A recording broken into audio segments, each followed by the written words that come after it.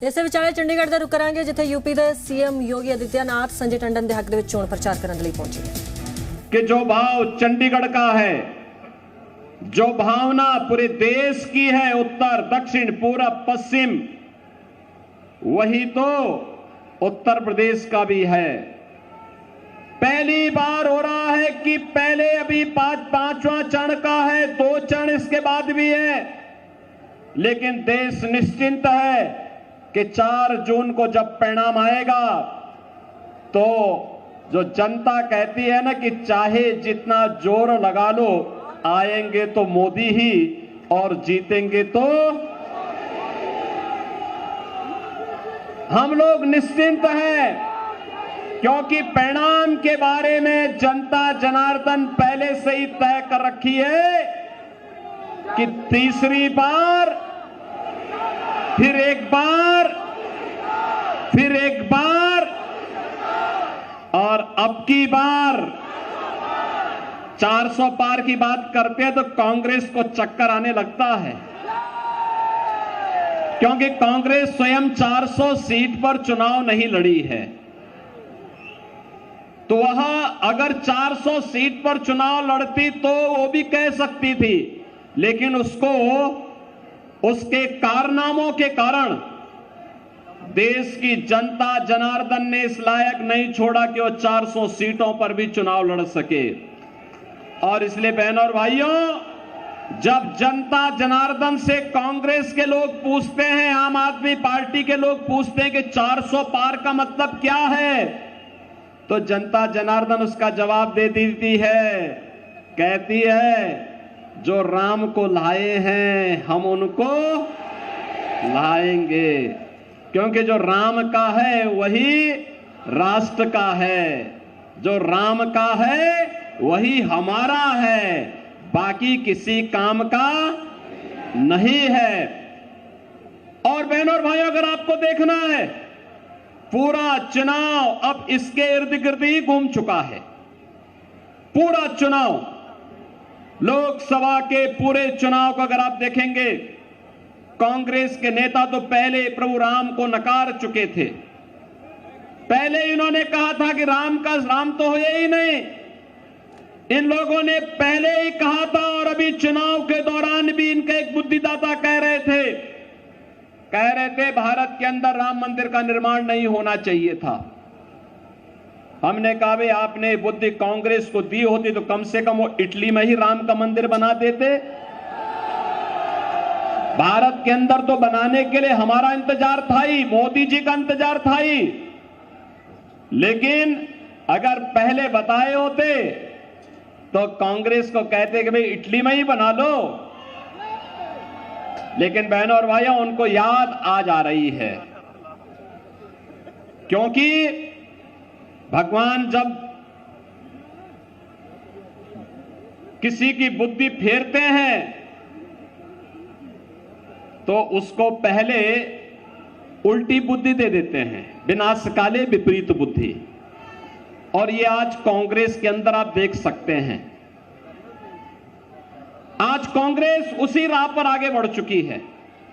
और इसके जितने भी अन्य सिपा सालार हैं, इनके सहयोगी दल हैं, वे भी राम मंदिर का विरोध कर रहे हैं। कोई कहता है राम मंदिर बेकार बना है, कोई कहता है राम मंदिर नहीं बनना चाहिए था।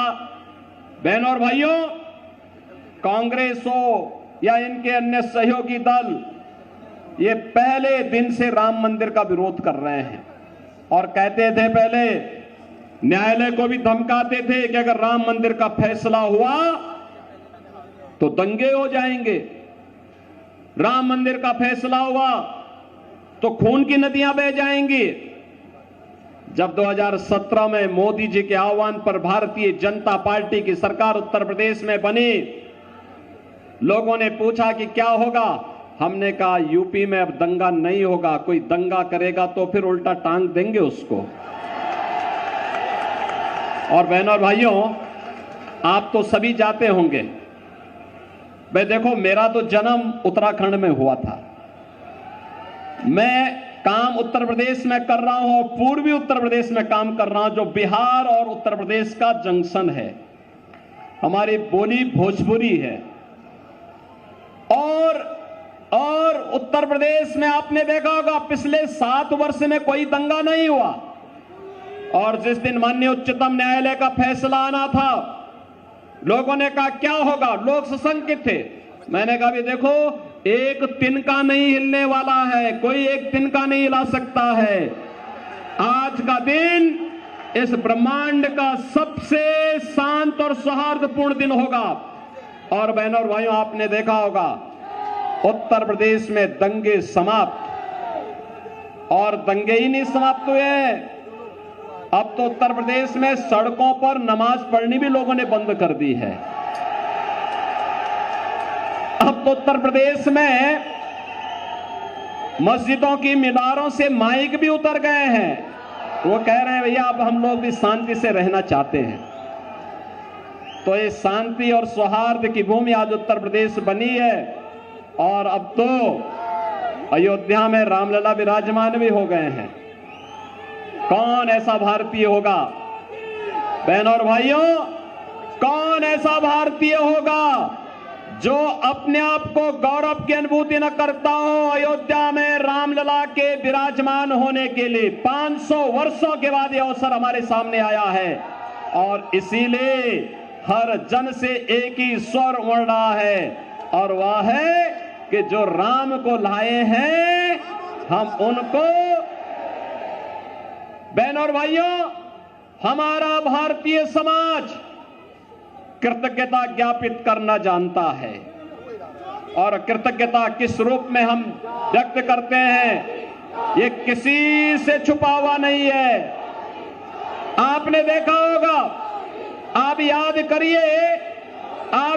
करिए बहनों और भाइयों, आप याद करिए, जब भी देश पर संकट आता है तो सबसे पहले देश छोड़ करके भागने वालों में राहुल गांधी का नाम आता है। कहीं भी कोई संकट आ जाए, यद्यपि ये देश को संकट देने वाले लोग ही हैं। इन्होंने समस्या दिया, इन्होंने आतंकवाद देश को दिया, इन्होंने नक्सलवाद देश को दिया, विरासत में इन्होंने भ्रष्टाचार देश को दिया, अराजकता देश को दी, और साथ साथ अव्यवस्था का जो आलम है। जब भी संकट आता है, वो मैं आपसे पूछना चाहता हूं, इस सदी का सबसे बड़ा संकट था कोरोना कालखंड। कोरोना के दौरान कहीं राहुल गांधी नजर आए थे क्या? चंडीगढ़ आए थे क्या? उत्तर प्रदेश में भी नहीं आए थे। उत्तर प्रदेश से वो सांसद थे उस समय, उत्तर प्रदेश में भी नहीं आए थे। और जब हम लोगों ने सभी सांसदों से बात करना प्रारंभ किया है, भाई हालचाल लें, भाजपा के सांसद, भाजपा के विधायक, भाजपा के कार्यकर्ता, मोदी जी ने तो सबको भाजपा के कार्यकर्ताओं से कहा था कि संगठन नहीं, सेवा ही संगठन है, सेवा का कार्य करना है। और बहनों और भाइयों, उस दौरान भारतीय जनता पार्टी के जनप्रतिनिधि, भारतीय जनता पार्टी के कार्यकर्ता जनता जनार्दन की सेवा में थे। मैं स्वयं मुख्यमंत्री के रूप में गांव-गांव जाता था, जनपद में जाता था। 1 करोड़ प्रवासी उत्तर प्रदेश में आए थे, जो बिहार जाने वाले थे, बंगाल जाने वाले थे, झारखंड, असम, उड़ीसा, मध्य प्रदेश, और फिर इधर से राजस्थान की ओर जाने वाले थे, उत्तराखंड जाने वाले थे। इन सब की व्यवस्था उत्तर प्रदेश में रह करके मैं कर रहा था। 14,000 बसेज मैंने लगवाई थी इसके लिए, उनको सुरक्षित उनके घरों तक पहुंचाने के लिए। बहुत सारे लोग मुझसे कहते थे कि लॉकडाउन है, आप ऐसे क्यों कर रहे हैं? हमने कहा भी देखो, ये सब हमारे नागरिक हैं, उनका अधिकार है, और जो भी करना पड़ेगा हम जान पल खेल करके उनकी सेवा करेंगे, उनको सुरक्षित स्थान पर पहुंचाने का काम करेंगे। और मैं धन्यवाद देना चाहूंगा चंडीगढ़ यूनिट को, खासतौर पर संजय टंडन जी को और उनकी पूरी टीम को। चंडीगढ़ में इन्होंने जिस प्रकार का अद्भुत कार्य किया था सेवा का, बहनों और भाइयों, वह अन्यत्र देखने को नहीं मिलता। बेहतरीन कार्य किया था। लगातार कई महीनों तक चंडीगढ़ भाजपा की यूनिट कोरोना कालखंड में हर जरूरतमंद को फ्री में लंगर करवाने का, भोजन करवाने का काम कर रही थी, उनकी सेवा के लिए समर्पित भाव के साथ काम कर रही थी। लेकिन बहनों और भाइयों, मैं आपसे पूछना चाहता हूं, कहीं राहुल गांधी आए होंगे? कहीं नहीं नजर आए होंगे। कहीं मनीष तिवारी नजर आए होंगे? कहीं नहीं नजर आए होंगे। क्योंकि ये तो सब उड़न खटोला है जी। आज आएंगे, फिर चुनाव लड़के, फिर गायब हो जाएंगे, फिर कोई अता पता नहीं होगा। और इसलिए बहनों और भाइयों, जो आपके संकट में आपके साथ नहीं हो सकता, जो आपके सुख दुख में आपके साथ नहीं खड़ा हो सकता, जो आपकी आस्था का सम्मान नहीं कर सकता, जो आपकी विरासत को सम्मान नहीं दे सकता है, जो आपके विकास के बारे में जिसके पास कोई विजन न हो और जो गरीबों के कल्याण का मार्ग प्रशस्त नहीं कर सकता है, उस व्यक्ति को जनप्रतिनिधि के रूप में चुन करके हम लोग स्वयं भी पाप के भागीदार कतई न बने।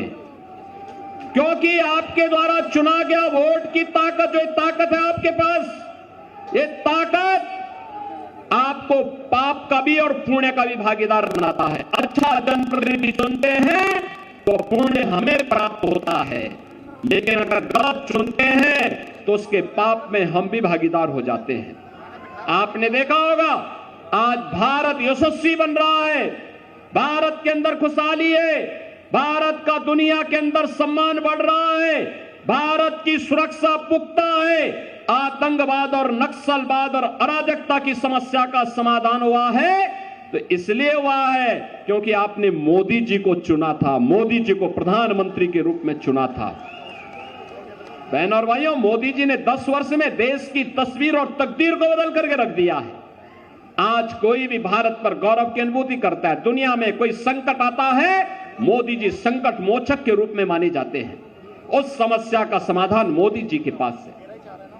भारत के अंदर इन समस्याओं का समाधान होता है। और अब तो मैं ये भी देखता हूं, पहले जब आतंकी विस्फोट होते थे, जगह जगह विस्फोट होते थे, निर्दोष भारतीय मारे जाते थे, कभी मुंबई का विस्फोट, कभी दिल्ली का विस्फोट, कभी राम जन्मभूमि पर आतंकी हमला, कभी काशी में संकट मोचन पर आतंकी हमला, कभी भोपाल का विस्फोट, कभी बेंगलोर का विस्फोट। मैं सांसद था और इसको संसद में मुद्दे को उठाते थे तो तत्कालीन कांग्रेस की सरकार क्या कहती थी? कहती थी कि आतंकवाद तो सीमा पार से है। और आज आतंकवाद का समाधान भी हुआ। अब तो पटाखा भी जोर से फट जाए ना तो पाकिस्तान पहले सफाई देता है, कहता मेरा हाथ नहीं है, मैंने इसमें कुछ नहीं किया है, क्योंकि उसे मालूम है ये नया भारत है, छेड़ता नहीं है, लेकिन कोई छेड़ता है तो छोड़ता भी नहीं है। और इसीलिए पाकिस्तान पहले सफाई दे देता है। दम होनी चाहिए, और दम आज मोदी जी के नेतृत्व में भाजपा की सरकार ने दिखाने का काम किया है। और इसलिए बहनों और भाइयों, आज हम आपके पास आए हैं कहने के लिए, आज आप देख रहे होंगे 10 वर्ष में मोदी जी के नेतृत्व में कितना बेहतरीन विकास देश के अंदर हुआ। 4 लेन की कनेक्टिविटी। आज से 12 वर्ष पहले मैं दिल्ली से चंडीगढ़ आया था बाई रोड, मुझे 10 घंटे लगे थे। और बहनों और भाइयों, आज के दिन पर हम 3 से 3.5 घंटे के अंदर दिल्ली से चंडीगढ़ आ सकते हैं। ये दूरी कम की है मोदी जी ने।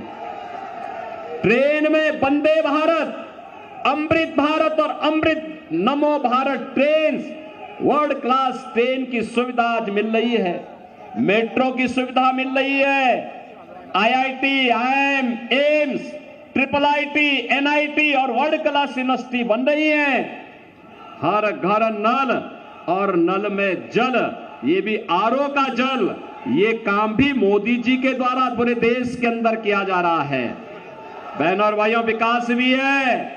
याद करिए कांग्रेस की सरकार के समय गरीब भूख से मरता था, गरीबों को राशन नहीं मिलता था, और मोदी जी देश के अंदर 80 करोड़ लोगों को फ्री में राशन दे रहे हैं। और राशन की सुविधा भी ऐसी कि हमारे यूपी और बिहार का भाई तो कोई होगा, अगर कार्ड यूपी में है या बिहार में है, राशन चंडीगढ़ में ले सकता। One nation one ration card की व्यवस्था यह भी मोदी जी ने दी। आयुष्मान भारत का कार्ड 60 करोड़ लोगों को दे दिया गया है और 5 लाख रुपए तक का उपचार वे कहीं भी करा सकते हैं। और यही नहीं, अभी तो मोदी जी ने कहा है कि तीसरी बार आते ही 70 वर्ष के ऊपर के हर व्यक्ति को प्रतिवर्ष 5 लाख रुपए की आयुष्मान भारत का कार्ड की सुविधा उपलब्ध करवाएंगे। बहन और भाइयों, कांग्रेस के पहले एक प्रधानमंत्री ने वक्तव्य दिया था कि हम 100 पैसा भेजते हैं, नीचे 15 पैसा ही पहुंचता है। 85 पैसा कांग्रेस के दलाल खा जाते थे, यही था ना। और मोदी जी ने घर गरीब का खाता खोल दिया। 100 पैसा दिल्ली से भेजते हैं, 100 का 100 पैसा उसके खाते में जाता है, बीच में कोई मध्यस्थ नहीं। का सुशासन की यह सबसे अच्छी, सबसे सटीक उदाहरण है। पैसा आपके खाते में जा रहा है। किसान कांग्रेस के समय आत्महत्या करता था, आज 12 करोड़ किसानों को किसान सम्मान निधि का लाभ प्राप्त हो रहा है। 12 करोड़ घरों में शौचालय का निर्माण हो गया है। 10 करोड़ घरों में उज्ज्वला योजना का सिलेंडर पहुंच गया है। और बहनों और भाइयों, 4 करोड़ गरीबों के घर बन गए हैं। और मोदी जी ने कहा कि इस बार आएंगे, आते ही शेष बचे हुए परिवारों को भी एक एक आवास उपलब्ध करवाने का काम करेंगे। अभी से कार्य योजना बन चुकी है। बहनों और भाइयों, मैं पूछना चाहता हूं कि मोदी जी ने एक लंबी फेहरिस्त है लोक कल्याण की, गरीबों के लिए, वंचितों के लिए, दलितों के लिए, समाज के विभिन्न तबके के लिए उन्होंने काम किया। क्या किसी की जाति, किसी का मत, किसी का मजहब, किसी के क्षेत्र या किसी भाषा को देखा? नहीं। उनका तो मंत्र था सबका साथ और सबका विकास। उनका मंत्र ये नहीं था जो कांग्रेस कहती थी कि देश के संसाधनों पर पहला अधिकार मुसलमानों का है। कहां देश का हिंदू जाएगा, कहां सिख जाएगा? और अभी तो सिटीजनशिप अमेंडमेंट एक्ट लागू हुआ है। आप देखो, हिंदू और सिख, बौद्ध और जैनी, इन सभी लोगों को जो प्रताड़ित थे पाकिस्तान में, बांग्लादेश में, अफगानिस्तान में, जैसे ही नागरिकता देनी प्रारंभ हुई, आप देखे कांग्रेस के पेट में दर्द होने लग गया। कह रहे सब क्यों कर रहे हैं? अरे भाई, पीड़ित मानवता की सेवा भारत नहीं करेगा तो कौन करेगा? लेकिन एक कांग्रेसियों को देखो ना, दुर्बुद्धि है, इनके अंदर दुर्योधन की आत्मा प्रवेश कर गई है, ये मानने वाले नहीं है। और इसीलिए उस समय कहते थे कि भारत के संसाधनों पर पहला अधिकार मुसलमानों का है। और हम कहते थे कहां जाएगा हमारा हिंदू, कहां जाएगा हमारा दलित? आपने देखा होगा, मोदी जी ने अयोध्या में रामलला को विराजमान करा दिया। और रामलला को विराजमान कराने के बाद पहले रामलला को विराजमान बाद में कराया। पहले अयोध्या में हम लोगों ने इंटरनेशनल एयरपोर्ट बनाया है। उस इंटरनेशनल एयरपोर्ट का नाम महर्षि वाल्मीकि के नाम पर किया है। महर्षि वाल्मीकि जिन्होंने राम से हमारा साक्षात्कार कराया, उनके नाम पर अयोध्या का एयरपोर्ट। और इसीलिए मैं वाल्मीकि समुदाय से भी कहना चाहूंगा, आइए ना अयोध्या में, वाल्मीकि जी की गुण गाथा को आप अयोध्या में देख करके सम्मान का अनुभव करेंगे। राम के साथ अपना संवाद और अपना संबंध जोड़ करके गौरव की अनुभूति करेंगे। और हम लोगों के लिए तो ऐसा कार्य हो गया है कि लोग भी अच्छा, आप सबसे मैं कहूंगा, आप कह सकते हैं वर्तमान पीढ़ी से कि हां, अयोध्या में राम मंदिर का निर्माण हमने कराया है। आप बोलिए, जोर से बोलिए। नेतृत्व मोदी जी का है, कोई संदेह नहीं, लेकिन मोदी जी को ताकत आपके एक वोट से मिलती है। कमल चुनाव चिन्ह पर जो वोट आप देते हैं, ये सीधे मोदी जी के पास जाता है, वो मोदी जी की ताकत होती है। और तब मोदी जी इतने कड़े फैसले लेने में सहमत होते हैं। और इसलिए बहनों और भाइयों, आज मैं आपके पास आया हूं यही कहने के लिए कांग्रेस और आम आदमी पार्टी का गठबंधन, बहनों और भाइयों, ये गठबंधन नहीं है, यह तो है मिलकर के जीतेंगे तो साथ साथ लूटेंगे। लूटने के लिए है, कल्याण करने के लिए नहीं है। देख रहे हो ना पंजाब में कैसे माफिया और अपराधी आदि होकर के चलते हैं। अरे हमने यूपी के अंदर ये सभी माफियाओं को उल्टा टांग दिया है, टांग दिया सबको। यूपी में आप देखते होंगे जितने दुर्दांत माफिया थे उन सब की कब्रों में कोई मरसिया पड़ने के लिए भी नहीं बचा हुआ है। कोई नहीं पड़ता जी, कोई पूछता नहीं। ये कांग्रेस के लोगों के लिए अब केवल माफियाओं के लिए मातम मनाने के लिए इनको छोड़ दीजिए। ये लोग नहीं लड़ पाएंगे इन माफियाओं के साथ। इनके खिलाफ भाजपा लड़ेगी, भाजपा। और इसीलिए मैं आपसे कहने के लिए आया हूं, ये गुमराह करेंगे, झूठ बोलेंगे, तमाम प्रकार के अफवाह फैलाएंगे। बहनों और भाइयों, अब मुझे कहने में कोई संकोच नहीं कि कांग्रेस आम आदमी पार्टी के साथ गठजोड़ क्यों की है। इसलिए किया है क्योंकि पहले इन्होंने देश को बांटा, फिर समाज को बांटा, अब इनकी नजर आपकी प्रॉपर्टी पर पड़ गई है। आपने देखिए कांग्रेस के एक बुद्धिदाता ने क्या कहा है, कहा है कि कांग्रेस सरकार में आएगी तो सभी की संपत्ति की सर्वे करवाएगी और फिर विरासत टैक्स लगाई। विरासत टैक्स का मतलब जानते हैं? आपके बाप दादों की जो प्रॉपर्टी होगी, जो संपत्ति होगी, जो पैसा होगा, जो जेवर होगा, जो जमीन होगी, जो मकान होगा, उसमें से आधा ये कांग्रेस के लोग लेकर के मुसलमानों को आवंटित कर देंगे। क्या आप इसको स्वीकार करेंगे क्या? अरे ये तो इतिहास में हमने एक मुगल बादशाह का नाम सुना था, औरंगजेब का। औरंगजेब ने हिंदुओं पर जजिया कर लगाया था, कहा था या तो इस्लाम स्वीकार करो और नहीं तो जजिया कर दो। बहनों और भाइयों, औरंगजेब कोई मुसलमान भी, सभ्य मुसलमान भी अपने पुत्र का नाम औरंगजेब नहीं रखता, क्योंकि औरंगजेब ने सबसे पहले अपने भाई की हत्या की सत्ता के लिए और फिर अपने बाप को ही जेल के अंदर डाल करके पानी की एक बूंद के लिए तरसाया था, एक बूंद के लिए तरसाया था और अपने सत्ता पे कब्जा कर लिया था।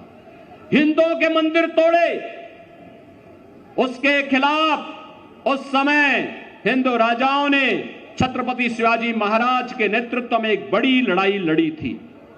गुरुओं ने बड़ी लड़ाई लड़ी थी, सिख गुरुओं ने उसके खिलाफ लड़ाई लड़ी थी।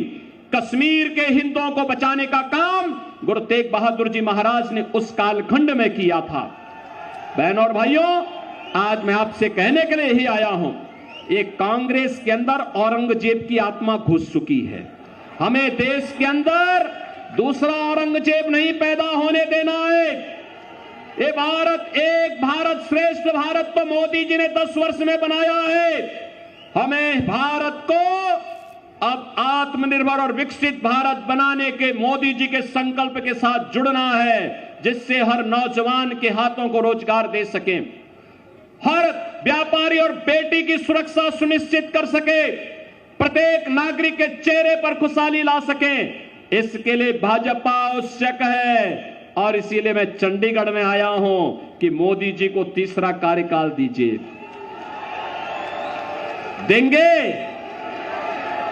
देंगे आप लोग? बहनों और भाइयों, 1 जून को आपका चुनाव है। 1 जून को है ना? 1 जून को है और इसीलिए मैं आया हूं। आपके पास समय है, आज 20 मई है, आपके पास 10 दिन का समय है प्रचार के लिए। इन 10 दिनों में आप सभी चंडीगढ़ वासियों के घर में और खास तौर पर यूपी, बिहार, उत्तराखंड और वाल्मीकि समुदाय के साथ में जाकर के बोलिए कि महर्षि वाल्मीकि को सम्मान है। जो राम को ही नहीं मानता, वाल्मीकि को कैसे मानेगा कांग्रेस के लोग? कहां मानेंगे? और महर्षि वाल्मीकि हमारे लिए पूज्य हैं, क्योंकि और इसी